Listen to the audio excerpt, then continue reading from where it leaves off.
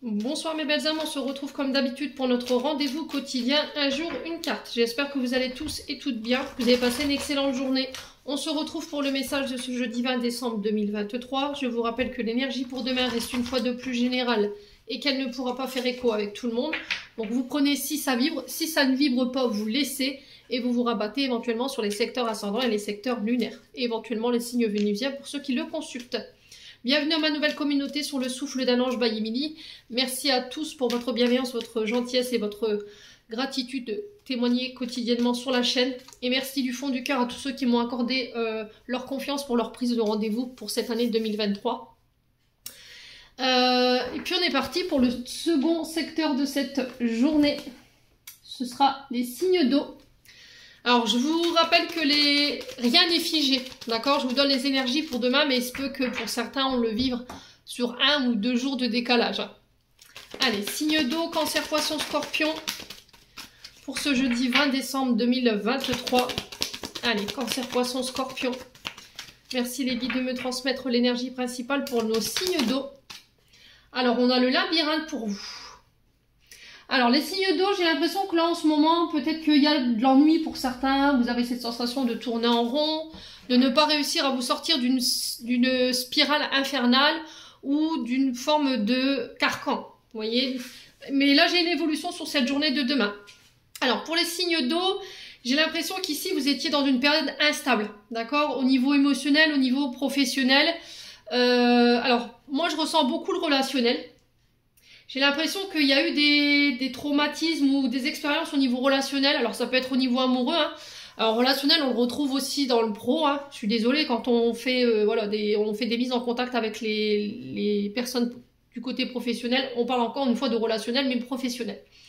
Donc là, je vous dis ici, il se peut que vous soyez ici encore sur cette journée de demain dans une forme de carcan. Je vous ai dit dans une forme de labyrinthe, à pas réussir à vous sortir d'une situation ou d'une relation. Et là j'ai l'impression que les choses peuvent évoluer sur cette journée de demain après une période où voilà, il y avait de l'instabilité. Alors est-ce que c'est une instabilité au niveau relationnel où on avait du mal à redonner sa confiance à son partenaire amoureux, où il y avait eu un manque, alors une trahison, alors peu importe soit-elle, il y avait du mal à donner la confiance à ce partenaire ou à redonner sa confiance, ou est-ce que c'est une situation du passé dans laquelle vous êtes encore enfermé, d'accord, depuis longtemps, et vous avez du mal à aller de l'avant par rapport à ce manque de fidélité ou cette trahison du passé. Là, on vous dit que vous allez pouvoir laisser cette période derrière vous. Il y a un retour à une forme de sérénité et de paix au niveau émotionnel, les signes d'eau. Alors, on invite à lâcher prise, d'accord? On vous demande de vous faire confiance par rapport à ce lâcher prise. Alors j'ai l'impression que vous retenez quelque chose ici, les signes d'eau. Vous vous obligez à rester dans quelque chose ou à retenir quelque chose qui est plus gros pour vous. Est-ce que c'est un travail? Est-ce que c'est une relation? On sent qu'il y a de la fatigue, on sent que voilà, vous êtes vraiment pas bien. Vous pouvez être au niveau émotionnel très agressif ou peut-être irritable. Ouais, il y a de la colère pour certains d'entre vous. Ça peut concerner le domaine professionnel concernant des projets qui prennent un peu plus de temps que prévu. Et là, on vous invite à relâcher. Alors, je vous ai expliqué que l'hiver, c'était une période où il fallait lever le pied, où il fallait ralentir. De toute façon, Mercure nous y oblige. Encore une fois, hein, on est obligé de lever le pied pour pouvoir observer les situations ou les domaines dans lesquels vous êtes en ce moment et qui ont besoin d'être structurés, qui ont besoin d'être travaillés. On vous dit que vous avez la capacité de pouvoir le faire, ça, les signes d'eau. Hein.